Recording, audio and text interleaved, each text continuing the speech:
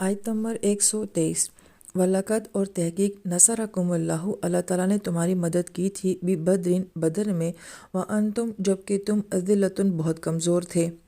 اب بدر کا معاملہ ایسا تھا کہ مسلمان 313 تھے، وہ 1000 تھے، اور مسلمانوں کے لیے کہا گیا کہ تم اذلہ تھے۔ اذلہ کا لفظ جیسے کہ سورہ بقرہ میں ہم نے پڑھا ذلول، لفظ بھی اسی سے بنتا ہے جو کہ پالتو گائے کو کہا جاتا ہے، اور اس میں کنسیپٹ یہ ہے کہ اگر کوئی شیر یا کوئی بھیڑیا پالتو گائے کے اوپر حملہ کرے تو وہ اپنا دفاع نہیں کر سکتی، وہ اپنے آپ کو بچا نہیں سکتی، کہ وہ ایسی کمزور ہوتی ہے۔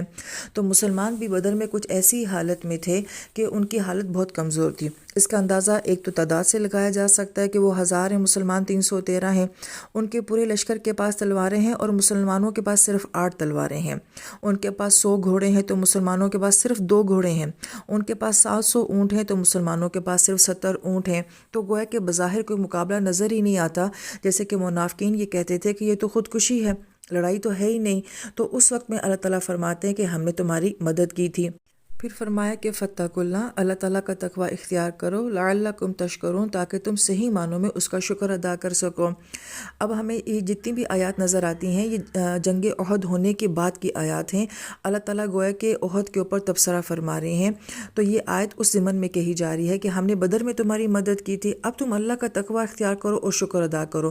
سوال یہ آتا ہے کہ احد میں مسلمانوں کو بہت نقصان ہوا ہے، 70 صحابہ کرام جو ہیں وہ شہید ہوئے ہیں، تو پھر یہاں پہ شکر کیسے کیا جائے؟ تو یہ دراصل میں اہم بات ہے کہ جب انسان شکر کرتا ہے تو نعمت بڑھتی ہے، اور جب نعمت بڑھتی ہے تو گویا کہ مشکل کم ہونی شروع ہو جاتی ہے، لیکن جب انسان شکر نہیں کرتا تو نعمت گھٹنا شروع ہو جاتی ہے اور مشکل جو ہے وہ بڑی ہونا شروع ہو جاتی ہے۔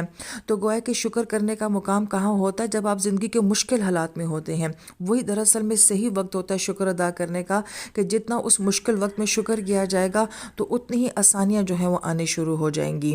لہذا یہاں پہ بہت اہم سوچ کہ صرف شکر اس وقت نہیں کیا جاتا کہ جب کوئی نعمت ملتی ہے، جب کوئی نعمت پاس نہ ہو تب بھی شکر کیا جاتا ہے۔ اور اس آیت مبارکہ میں جو اس خاص شکر کی بات کی جا رہی ہے کہ جو صحابہ کرام شہید ہو گئے وہ ناکام تو نہیں ہوئے، بلکہ وہ تو جنت میں اپنے ٹھکانوں کے اوپر پہنچ گئے ہیں۔ لہٰذا مومن کے ساتھ جو معاملہ بھی کیا جاتا ہے وہ خیر کا معاملہ ہوتا ہے، لہٰذا اس پر بھی تم اللہ کا شکر ادا کرو۔